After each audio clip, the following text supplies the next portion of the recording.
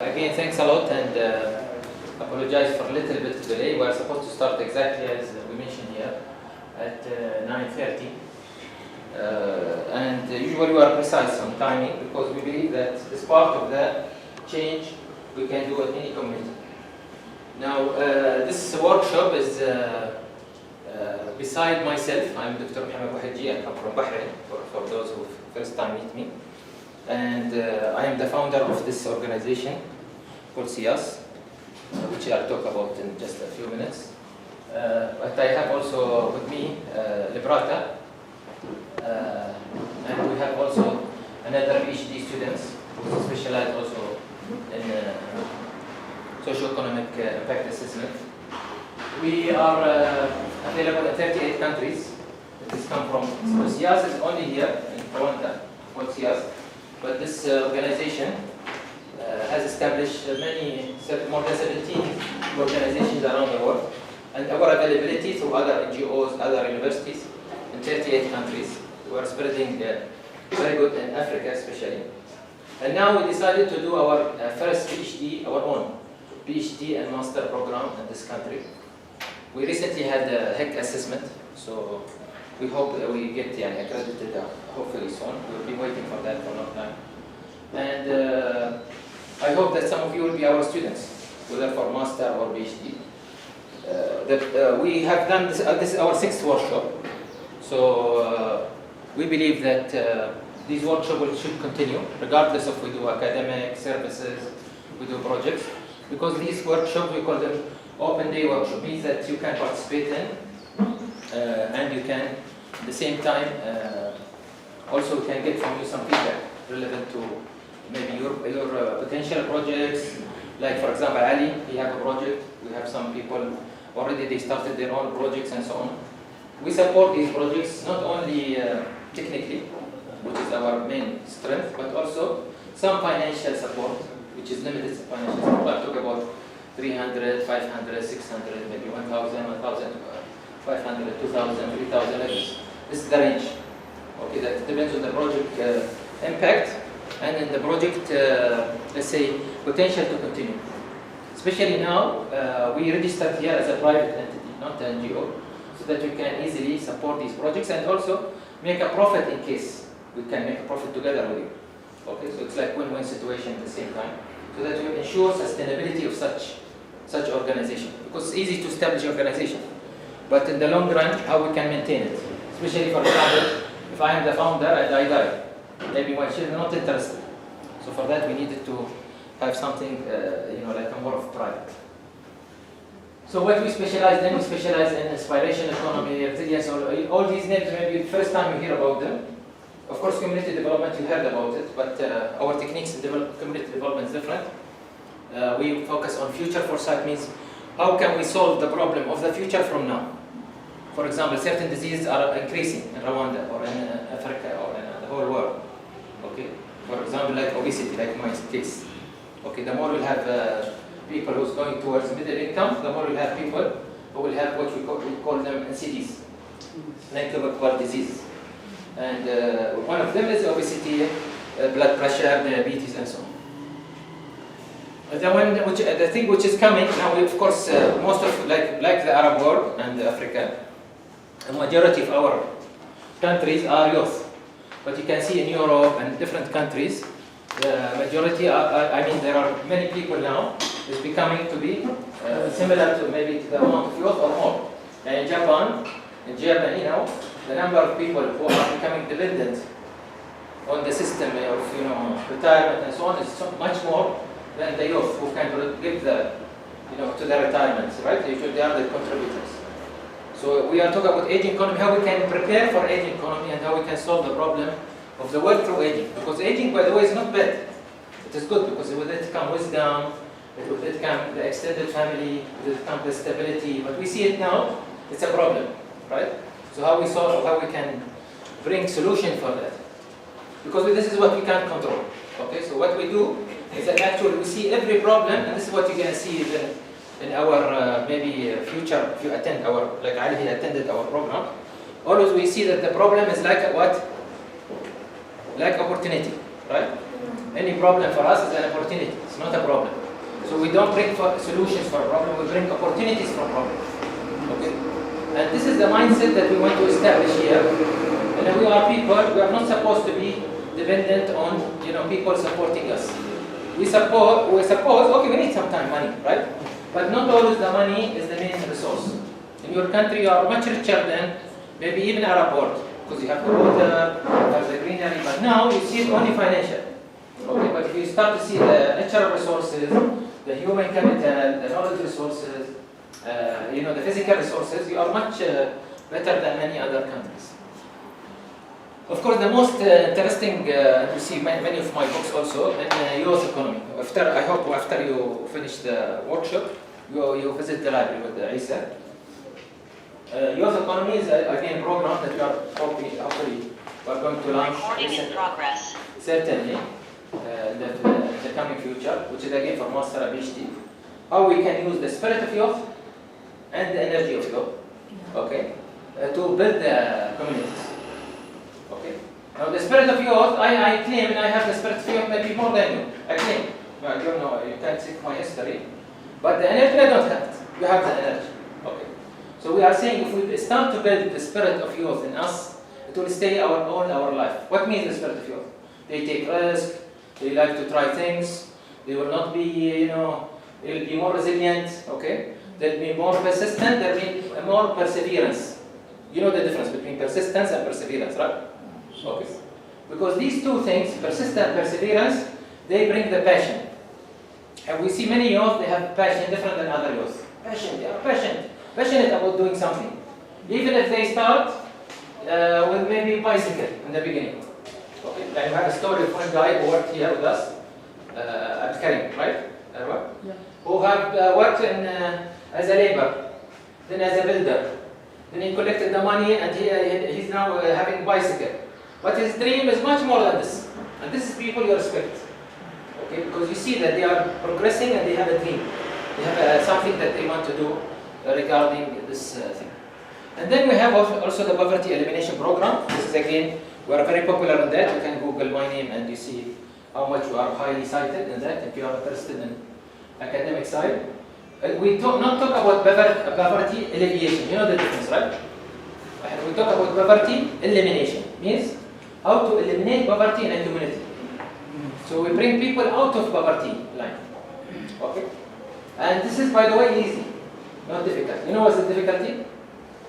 What do you think the difficulty? Sustaining people to be out of poverty line. This is what one of the challenges now we are facing. To bring people out of poverty is not difficult.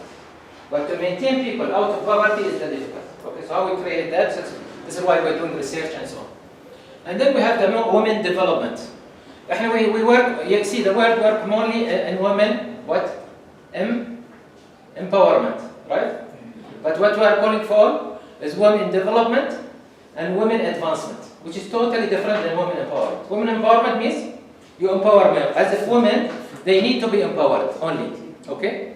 But women development, the women, they will start to contribute to the community. Okay? Women advancement, the women will lead. Okay? So in Bahrain, for example, we have put the national plan for women advancement. Because Bahrain long time has had a plan for women development and then and the women empowerment before. Okay? Of course, you are also in Bahrain. And by the way, I'm talking about Bahrain not because I'm Bahraini, but I'm telling you about the facts.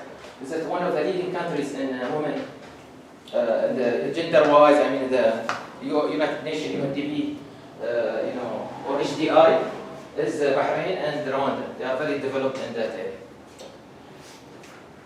Now, so today is our subject is, as we said, about socio-economic impact assessment for projects that is focused on socio-economy. Okay, so it's not because impact assessment can be taken from different things, from health-wise, from environmental, from educational, from different ways. But we're going to see it focus on how it will affect the community. Of course, socio-economy is a collection of all of these. Okay, socio-economy is a collection of education, health, environment. It's a collection of all of these. For that, we call ourselves Socioeconomic Institute. Okay. So, and we have, as I said, the Brata, and we have also Etienne, which is he will come later from University of Rwanda. And this is our 6th workshop. We're going to focus on why we measure an impact.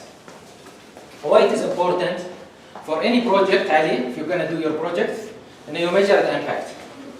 You are not driven, you are passionate about doing your project. But we need to measure this impact so that we can see really is it going to affect the community financial wise, or from for example it will reduce, for example, like they are having in Musanzi malnutrition, really it will participate in that, and how it will participate in that, for example. So this is an example of the importance of impact assessment. And then what are the principles of this impact assessment? I'll call it for short SIA. Okay, SIA because SIA, so if we add S to it, it will complete our name. And overall, we need to see the database baseline and the collection techniques.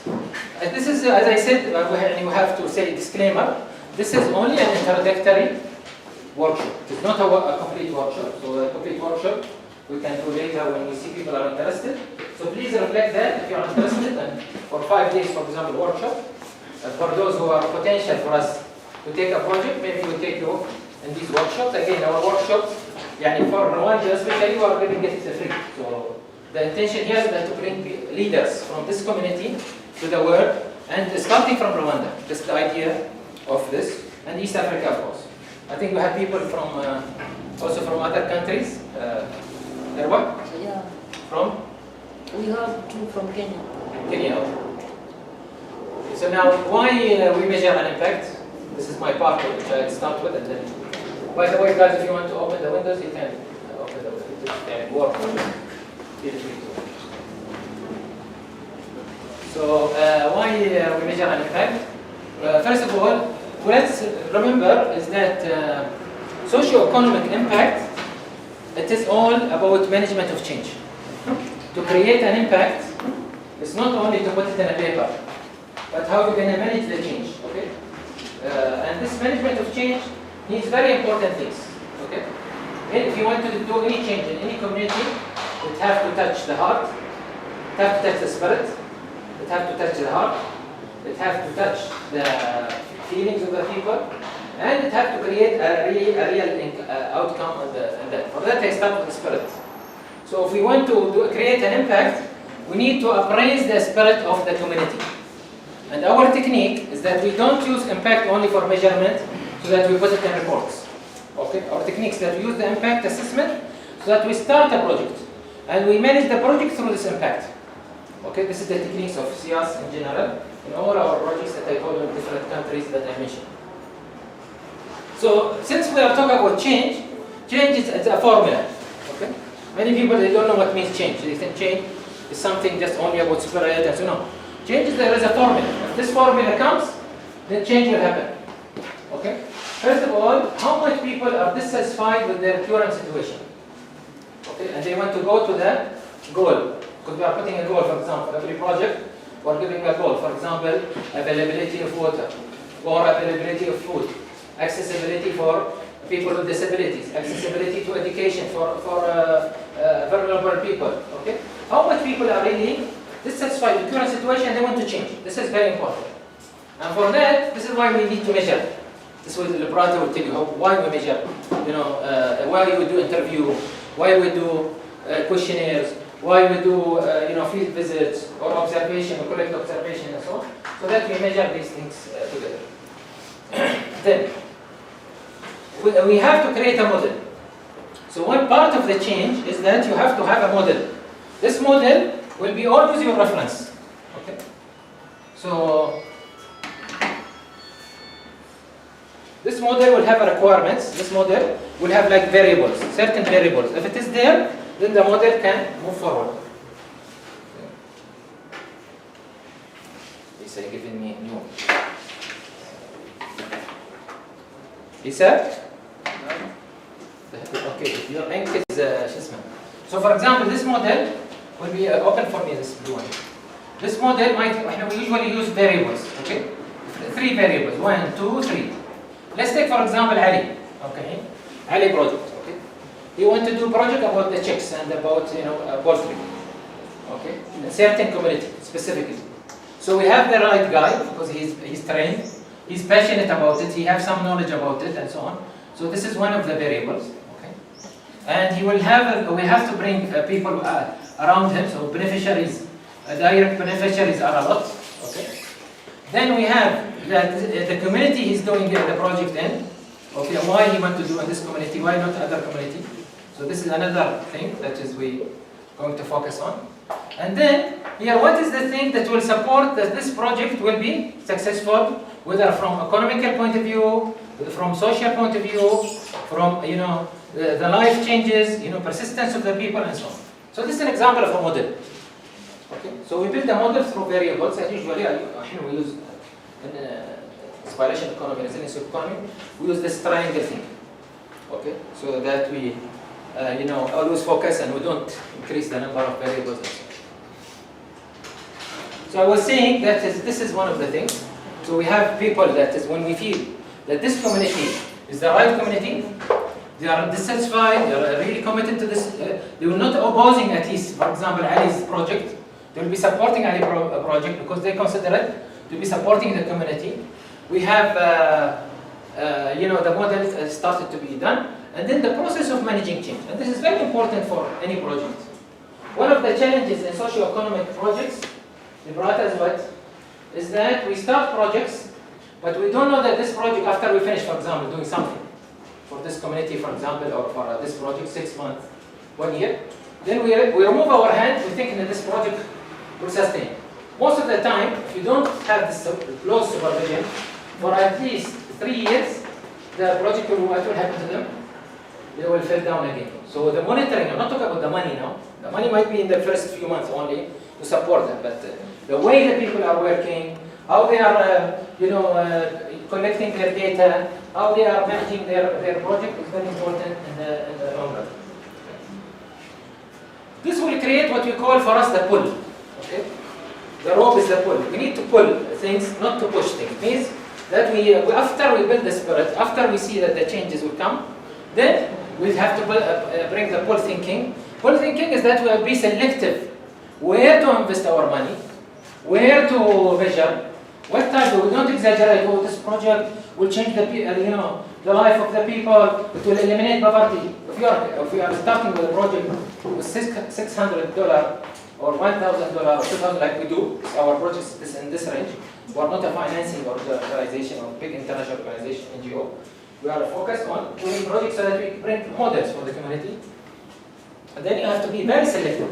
So being selective is one of the challenges, and this is what is now he's going through. Today we can sit with him, Ali, for example, about challenging him, how he will be selective, how he will maintain his project, and for how long he will be having a return on the community and so on. Okay.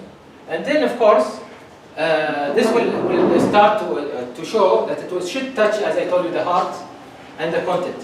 The heart means that we have to have agility.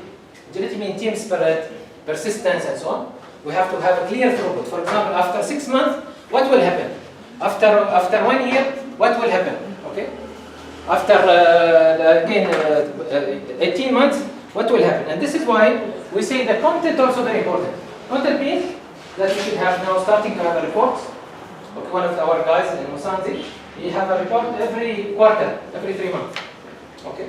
Every month he report very quickly in the WhatsApp. This is what has been done. For example, this month it was dry season like this. We have this challenge, but we can solve it by this way and so on. But in the long run, also he will have what we call the income will come. We will pay him more if we see this project is making a return on the community. Because the idea is not to bring money to us, but the idea is to show that the community has started to be benefiting from such projects and started to create impact even in their life, in his life. I mean, these guys who's working for us, or working with us, sorry, not for us, okay, they are the experts of the future. They are our potential, even PhD students. We are willing to invest in them, okay? Because these are the ones who are going to change, not only Rwanda, maybe change the whole world. And by the way, these projects is not only needed in Rwanda, it's needed for all over the world.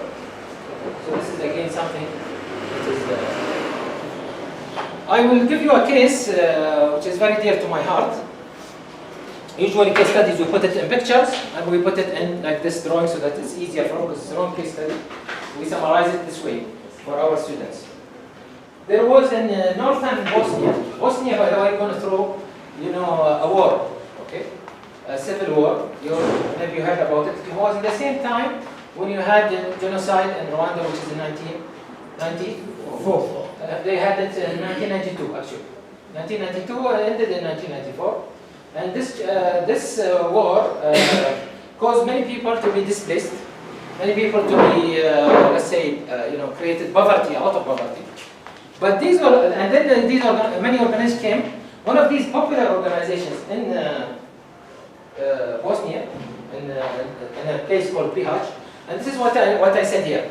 I have to specify which community I'm focusing on. So I'm not talking about whole Bosnia.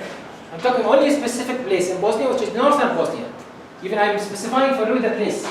It's called Bihać, the border between Bosnia and Croatia. Okay? We chosen this because this is one of the severe places where there are many people that are living in poverty. And many people are migrating, they're leaving their country, they're going to Europe. Okay? So this place, we go to this organization, and this organization actually was supporting 600 families per day. It means family, so a collection of family there is about 5. So I'm talking about how much? 600 by 3,000 people are fed every day by food. Delivered to them, or they come and collect it from their kitchen and so on. Now, one of the things that we noticed in this organization, so this is what I'm telling you here, that Marhamat is an NGO, it is in Bosnia, there are lots of people poor. Then I put for you the second one. They are facing problem because now they need to bring lots of funds. And what they have many people outside waiting for this also to enter. So beside the collection of food that we are having, which is how much I said? About 3,000 people. There are many more than maybe even 20,000 waiting to enter because they say this is something good. We can at least guarantee there is one meal on the table per day. Okay. And this, of course, increased this organization. Let's say pressure on this organization. Waiting time became a lot. Now there was a mix-up because many people. What happened in this? And this, by the way, we find it even in Rwanda. What happened over time? This organization, this is what I was expecting, this permanent one. Okay, so this organization, he said, bring blue pen, this is permanent one. This doesn't work. Okay, so this organization over time had a collection of people that maybe they should have been out of the system. Why? Because, for example, as I mentioned to you here, okay, 40% of these people are what? Are between age of, which is youth, right? Which means they're supposed to be capable. And Bosnia is like Rwanda, very beautiful country, greenery. Okay, it is have a lot of rivers, availability of resources for food. I mean, they are having lots of cows, they have lots of sheep, lots of fish easily. You can just put your hand. I mean, even their river is very clean. You can see even the fish when they are swimming and so on. But these people, they became dependent. So what we did, do you think this organization was helping the community to eliminate poverty? Actually, what they are doing, they were emphasizing poverty. Because people, it's like, again, this story, I think, same in Arab world and Africa, where the falcon, he started to stay only with the chicken. Okay, so the falcon started not to fly because he thought that he can't have wings to fly, right? You see our falcon, but because he stayed with it. So this is what happened to them. They started to feel that they don't have the power to start their own projects or so on, even though this area has high tourism, like what's happening now in Rwanda, it's becoming. So anything, by the way, relevant to tourism and opportunities here where it comes. Again, it's about variables. Okay, so for example, if we have here in Saint Ali, this will be like partly ecotourism project. So people can come and visit me, and I can explain to them how they raise, for example, poultry in their own, in their own areas or something like this. So this will be interesting to invest in. And then one of the things of course, is that this organization, as I told you, was not securing funds. Many people, they are so lazy, so much. Even if they give them food, I mean dry food, they say, no, why you give us dry food? Dry food means they have to cook, right? Give us cooked food. So that much people became dependent. Okay? So here we started to categorize people. And what we did, and we said, okay, this 40% need to go out as soon as possible. And here what I tell you, when we do impact assessment, what we do, we are actually doing something called, okay, codification. Okay, please write this one down, and I did not put it for you there, okay? Intentionally, so that if whoever wants to learn more, you can come back to us in our workshop. Okay, there is a technique called codification. We codify things. What means codification? We mean yes or no, okay? Or it is green, or it is red. Is these people going to stay, or we can kick them out now? Kick them out means help them also, not kick them out of the system. So this 40%, directly we started to have, they should not get support every day. Okay? So we can't leave them, of course. We can't kill them suddenly, because they will create chaos, and also some of them might die if their wings is cut already. But what we did, we started to train them so that they get out of the system very quickly.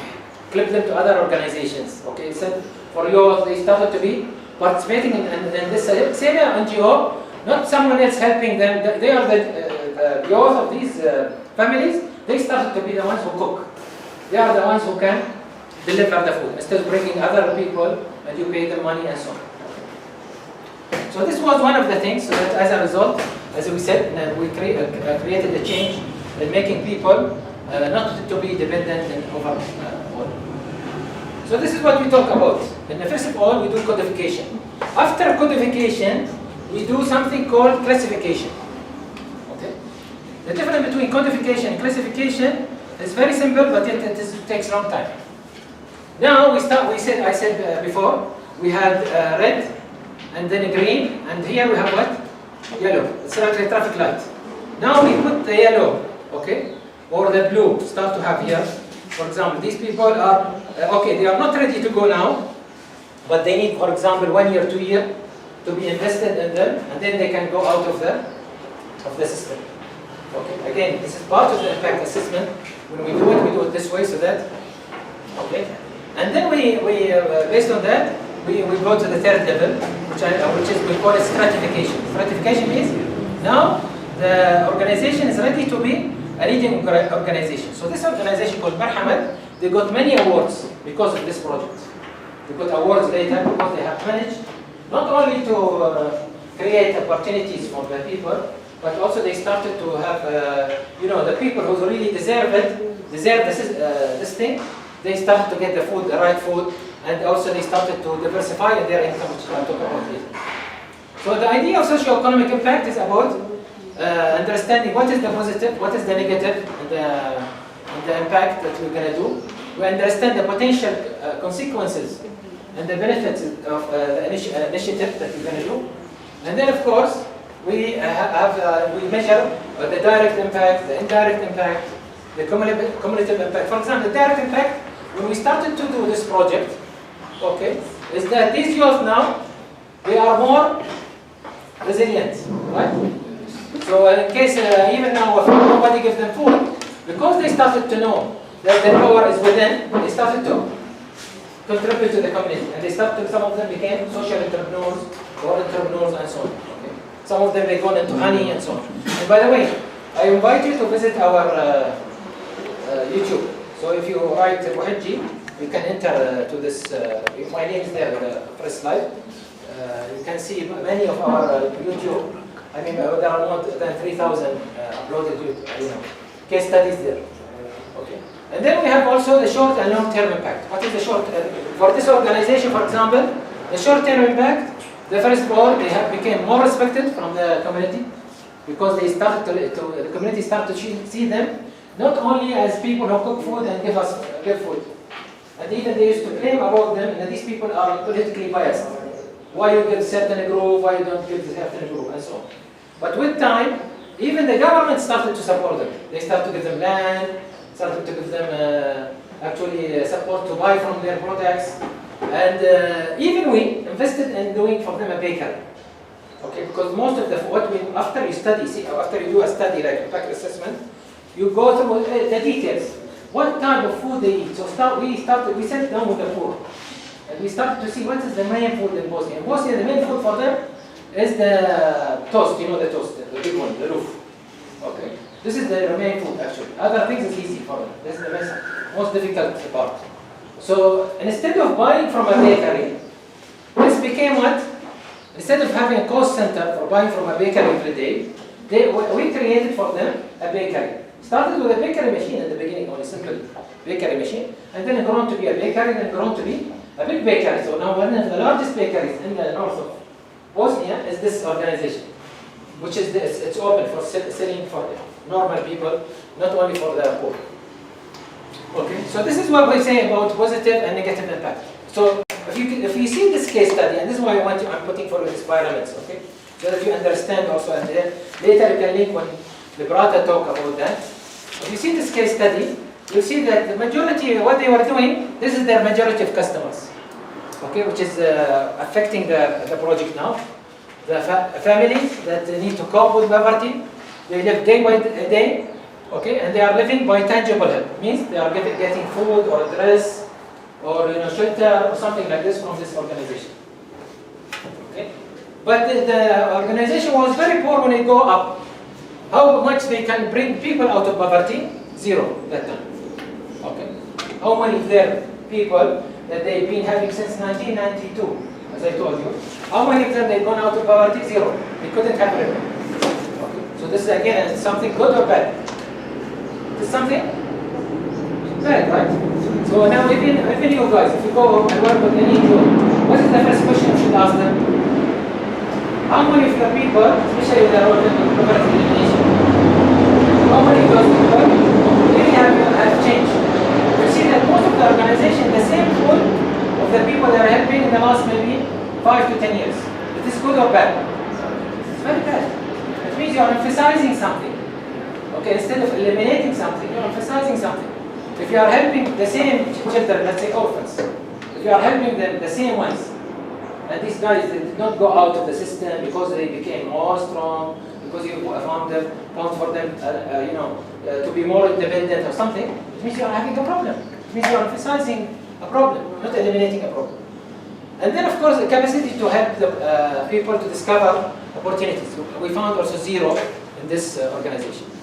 Because we have done many techniques, which is maybe we can have time later or maybe another workshop. One of the techniques, of course, as I said, observation and data collection, which Liberata will go on some of that, even though we are not, Liberata will tell you about the traditional techniques, which is happening here in Rwanda, from her experience, of course. She's expert in this area. But our observation is disruptive, means we don't collect observation only through going through a structured model. Okay? We go through unstructured model, means that we go to different communities around even the community that we are targeting, even the communities around it, we target them. Okay? We of course we do discuss, we review the assets. We see what is the assets of the community that make it more independent from us. Independent from us means, as I said, what type of assets we have besides financial assets. The worst thing in any project is that it depends on financial assets. So what are the most important assets in Rwanda? Is it the financial asset? No. What is it? It is the natural assets. Right?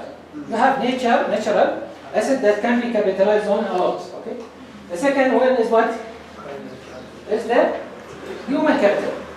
Right? Even some countries, or you, I think, human capital for you, even more than the right. You have skilled labor, you have people persistent, they want to work, okay?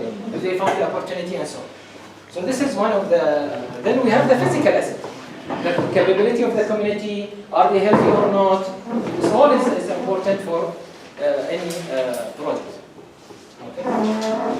We have also the historical, but the historical asset. Sometimes your history of genocide, this can be also an asset because it can help for lots of people to support so that this does not happen again. Now, we need then to map the data. Map the data means we start to categorize people, no? So we have to have codified. Who's going to go out very quickly? It's already red. These people need to go out of the system. So this is what means mapping the data. Who needs to stay for some time, which is the yellow. For how long they will stay for our and getting help. Okay, 2 years, 3 years, not long. Okay, because see, when you define something, you have to define it the proper way. Is poverty a permanent situation, or it is a temporary situation? What do you think? Is poverty a permanent situation, or it is a temporary situation? Temporary. It should be temporary. But we are dealing with it in our mindset as permanent. But it shouldn't be. How many people you've seen in your life, and we heard, right? And then they were very poor, but they become very rich, right? Many cases. So poverty, we should not look at it as that it's, permanent situation. It's only temporary. And if organizations come to deal with it as a, as a permanent situation, it is very dangerous. This organization used to deal with poverty as permanent situation. So here we need to change their mind. And this is what the impact assessment does. We started to discover the opportunity. We show them how much opportunity that comes from these people. First thing, the easiest thing is that those youth tend to be the labor. So we don't need to have contracts from outside. Okay. Second thing, these people, they became the bakery labor, or the bakery men or bakery women. Okay, we train them how to do bakery. Okay. Some of them, they go to the kitchen. So they started to have income for their family. Instead of paying for other suppliers, they started to have, and at the same time, they started to think about entrepreneurship. Some of them gone in cake business, some of them started to develop became chefs and so on. So it developed for them also lots of opportunities later. And there are many opportunities that we can discuss about, as I told you, because we look at a problem, we turn it to be what? What I said? A problem became opportunity. Excellent. Okay. So this is why we say we need to then define the goals. Once we know a problem, why we do impact assessment? Again, it's different than what Rufata will tell you. Rufata will talk about the traditional model. They do impact assessment because the project funding requires that there should be impact assessment. So they eliminate maybe any negative impact and they increase the positive impact. For us, because we want to eliminate the problem before we start investing. So for example, for us, instead of, let's say, if I work on sympathy or empathy, okay, you see this is the difference between sympathy and empathy. If let's say I come from Arab world, and there have many people behind me who can support me. Okay, not only my family, but behind me. Oh, let's give these people, we need to support them because they are poor. Let's give them more money and pump money. Will this solve the problem? Temporarily, yes, but short and long term, make people more dependent, right? They become more dependent. But when you eliminate the problem and you start to make the problem smaller, and you say, now let's invest in bakery. Actually, now let's invest in bakery. Invest only in bakery machine. We show them they have to earn it, they work hard for it. After we saw them that they have started to break, they broken the chain of getting, paying for other bakeries, they started to get funds also from us and from different organizations to make a big bakery. Now they have not only big bakery, big training center, they have hotel, like hostel, but it's like hotel also. So it is good quality hotel and so on. So this comes only through, again, discovering the opportunities. They are turning the problem into opportunity. For example, we used to have a small place where people will sit and eat. Okay, what does this give you? The poor people will come and sit and eat. What does it give you an idea? This is a place of restaurant, right? So I can turn it to be a restaurant, okay? At the same time, for those who cannot afford, they come and eat, and with dignity, without showing that they have to, they are poor people and so on. So this is an example of how much we can tell things when we collect the right observation, the right way of collecting observation.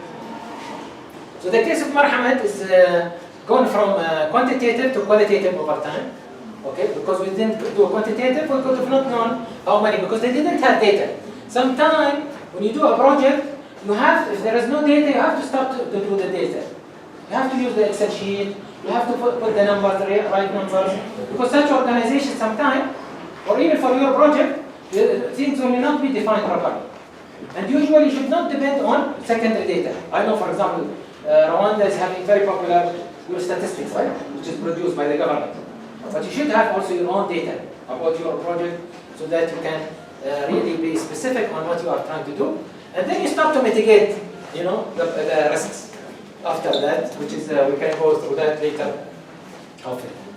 As I told you, this is the, for example, the triangle we used in this, the variables. You remember I talked about variables? So these are the variables we use in this project. The main variables. There are other variables, but these are the main what we focus on. This organization, first of all, what are the demographics of the stakeholders? Who are they? 40% of them like this, 20% of them is women, maybe 5% of them people with disability because of the, of the war also, or elderly people. There are people they can't cook, totally. You have to give them food every day. But if someone can cook, what do you do for them? You have to let them cook. Don't break their wings, right? Because cooking for them also like a rehabilitation. Okay? So whatever, and we define this by a very simple way. Can you do a tea? If she or he, as an old person or someone with disability, if he can get up from his chair and do a tea, then he can make maybe some of the food. Okay? Cook it. Because especially their food is very simple way of doing it. Mostly they eat vegetables and some meat and so on. So this is like one thing. Then, what is their role? Their role is not to help people in poverty. What is their role? To bring people out of poverty. It's totally different mindset. Okay? And remember, this mindset is very dangerous. Not the mind. Okay? I'm not talking about the mind, not the brain, not the frontal lobe. Okay? Because we have 4 lobes here, right? I'm talking about the mindset, which is inside. Inside our brain, there is a mind. Very dangerous, right? Inside our mind, there is mindset. This mindset is controlling our life. And it depends on how we've been brought up. Okay? If we've been brought up, you need help, try to get money, just work for money, you don't think about other things, you don't see opportunities and so on, then you stay all your life like this. Even if you become a professional professor or whatever, or a rich man and so on. Okay?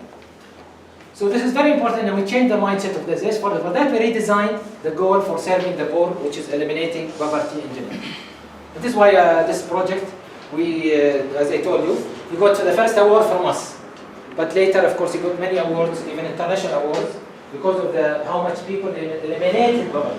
They gone out of poverty with them. So what will happen? What happened in this pyramid? We term that now the model, and this is what we do. If we are going to do a project with you, one of the reasons we do, these assessments, workshops, and so on, is that we want to do projects actually in this country. Okay, we support to eliminate the number of people who are really need this help.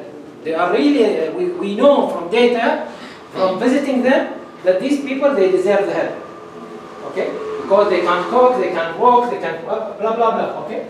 And they can't work for work and so on. Okay? And these are the people that we will going to support.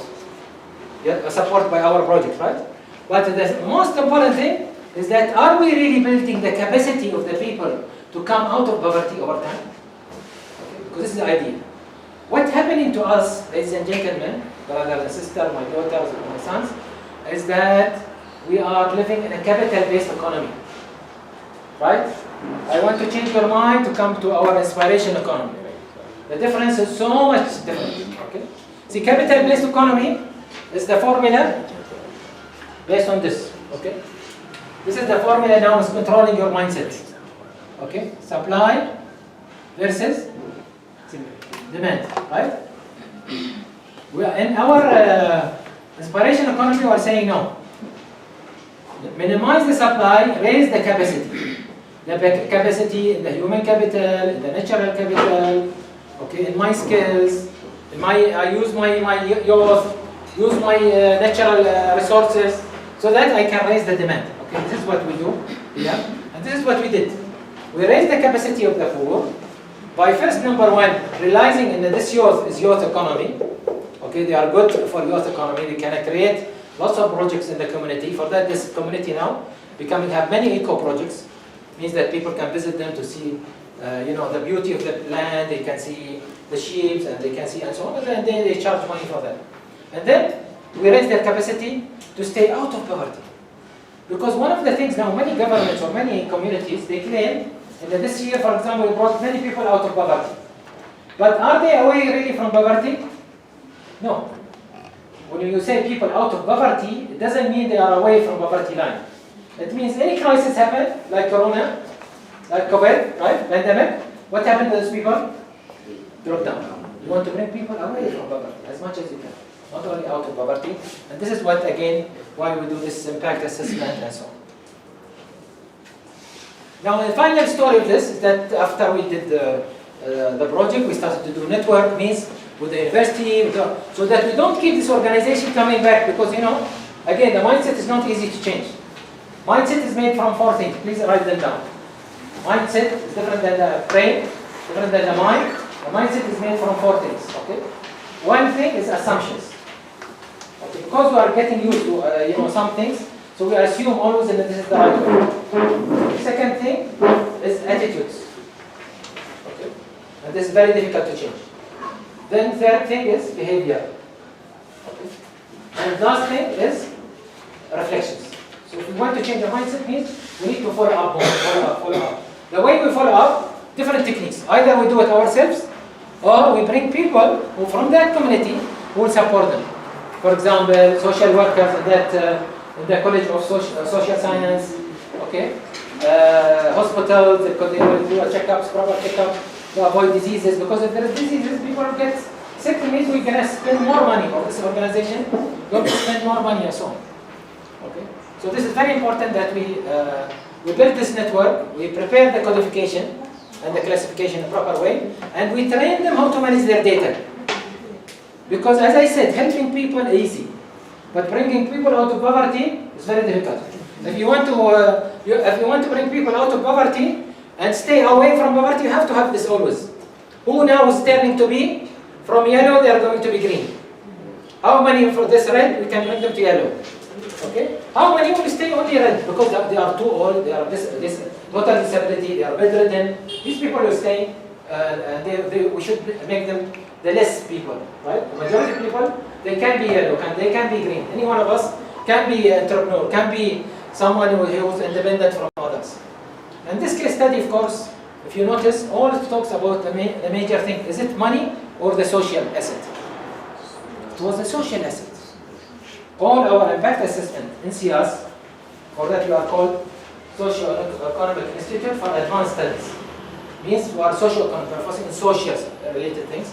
The majority is social, then less is economic, and then less. Later we of course reflected on education, but all of them they complete each other. Yeah, the community also started to get education, people accessibility for the primary and secondary schools, they started to be more. We eliminated the issue of illiteracy and so on. So this is where we can build proper communities that can stay and thrive, and we can bring models like this that is very popular. This is us, this is me now and my wife, and we are sitting as you see. This is their food, for example. Very simple. It is the, you know, this, what is it, the green and red one, it's called? This one? It's like cold pepper, I don't know what they call it here. But anyway, this one that they put it in oven, they put some olive oil on it, and they eat it with bread. For example, this is one of their lunch and so on. The most important is the bread and the soup. We are testing with them now the sustainability of this. The children, I mean the youth, they started to cook, so we are checking how much they are now started to produce. This is one of our youth leaders there, that is leading the project there. In general, what I wanted to say, the involvement of stakeholders is not enough. Here, you use mostly Rwanda word called involvement. Majority of the countries, even Bahrain. Okay, sorry, engagement, involvement. You see. So, what we want in inspiration economy, resilience economy, in CS here, we want to increase the engagement. The difference between involving community and engaging community is totally different. Involving community means you ask them, you do interview with them, which is in our Brata will talk about it. Okay. For engagement means no. They're going to be involved with the change. As you can see, this 40%, they are the one now leading the change. Okay? So the community is leading the change, not us. We are outsiders. And this is the technique we should build around our project so that we can sustain the impact in real time and we can get the outcome of this impact. And then we can do the monitoring and evaluation. Okay? At the end of the project. Or for example, what is the framework that we wanted to do? Eliminate poverty over time. Are we in the right, after 1 year, We sit down with them, we visited the country, again, we visited this and we seen the people, we met the people who became entrepreneurs, the ladies that became more, leaders in their community and so on.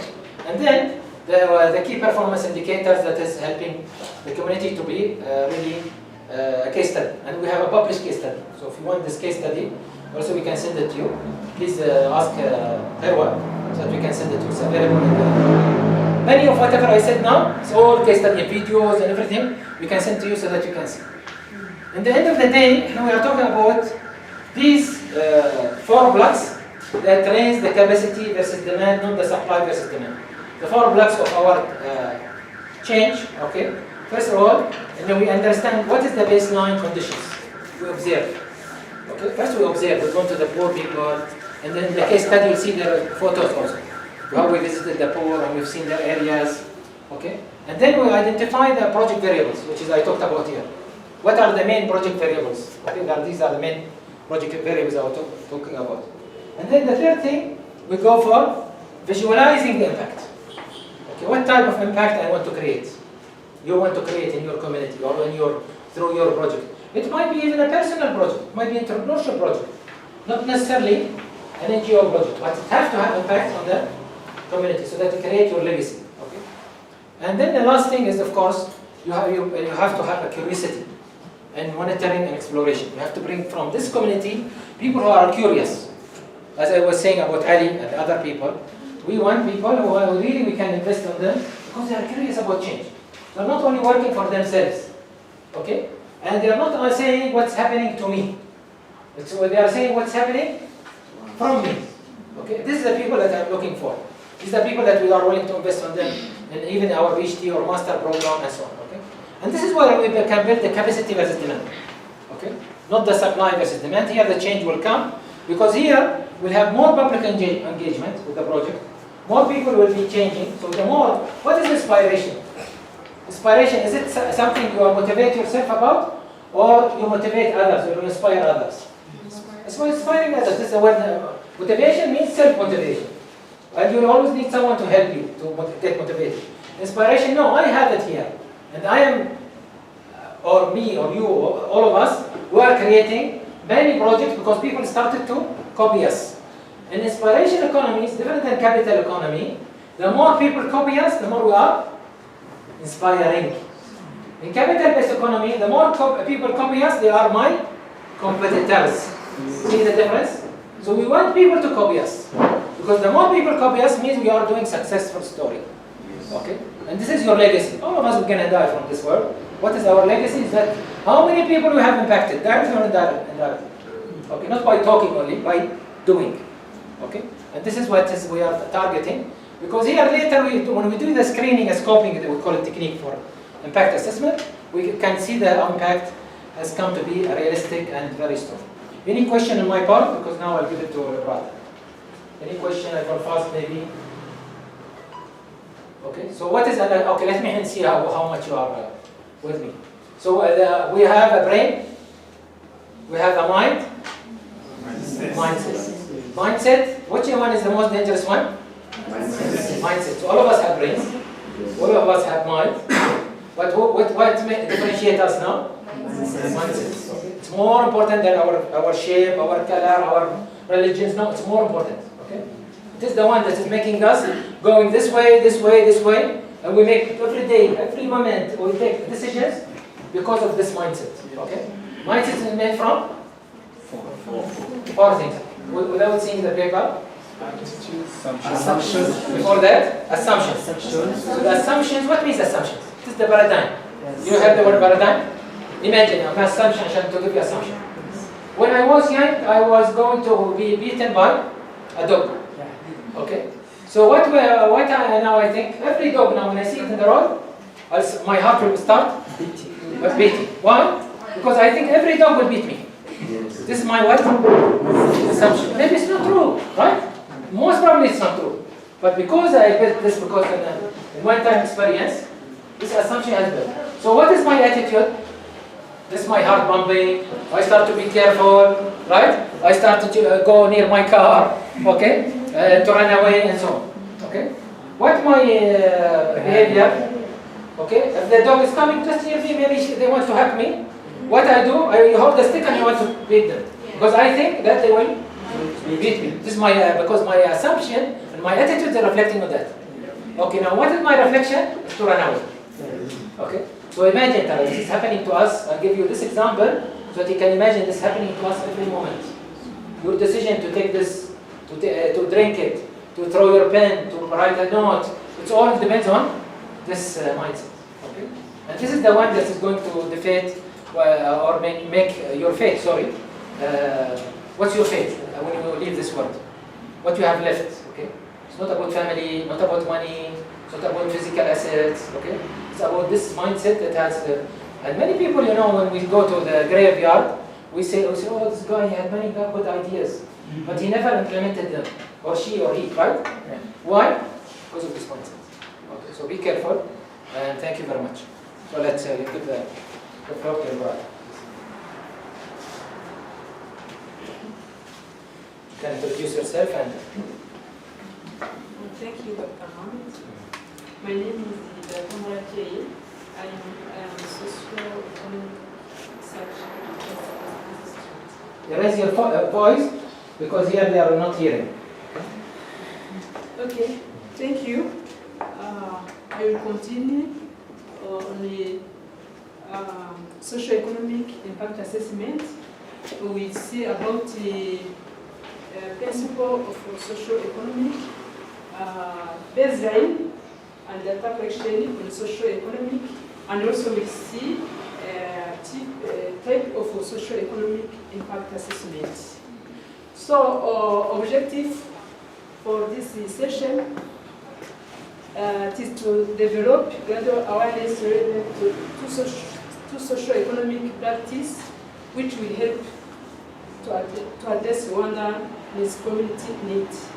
So we hope that we will create to understand what is the socio-economic practice and also to know about the socio-economic issues. For specific objective, we will exchange about the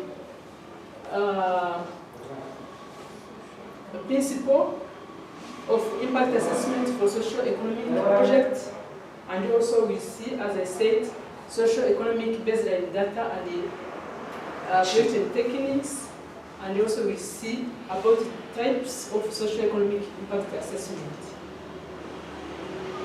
So now with Dr. Mohammed, we have seen about the definition of socio-economic impact assessment, and I will continue. Also, we see deeply about the socio-economic impact assessment. So when we talk about the socio-economic impact assessment, it is the systematic analysis used to identify and evaluate the potential socio-economic and the cultural impact of proposed development on the life and the circumstance of people, their family, and their community. So it means with a socio-economic impact assessment, it helps to identify positive or negative impact for any development project. For example, we see if they will construct a water supply system, or if they will construct a road, we have it first to identify which can be a positive or negative impact of your project. Once they identify those impact, if they are negative impact, it helps to know those impacts and to reduce them, to prevent or to eliminate. And if they are positive, you have to see the strategy to maximize the profit of those impact, we will see the example. Those are also other definition. I try to see different definition on impacted socio-economic impact assessment. As I said, social impact assessment assists the developer and the other party in finding way to reduce, remove, or to prevent, as I said, impact from happening. So, developer, for example, there is when there is any project to be done, it is mean that there is the owner of the project or responsible for that project. For example, water supply system, it can be WASAC. So, with this impact assessment, it helps, for example, WASAC, to know what can be negative or positive, so that they are, we try to identify mitigation measures on negative and for positive to maximize positive impact. We are still on the definition. For example, Australian government Department of the Environment and Heritage states that socio-economic impact assessment is useful tool to help understand the potential range of impact of proposed change. Because when there is any project, it means that we expect the change. And the likely response of those impacts on if the change occurs.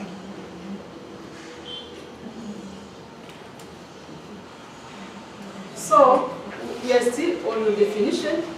Impacts are potential change caused, direct, indirect,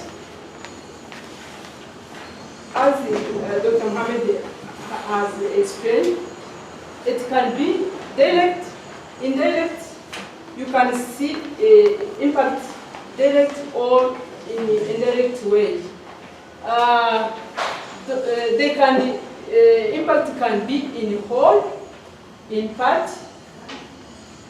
For example, if in a given community you can see the impact in the whole community or in a part of community. It can be better or worse, and it's related to project activity, to project to be done. So with social impact assessment, it helps to avoid of adverse impact, to mean negative impact. With social economic impact assessment, it helps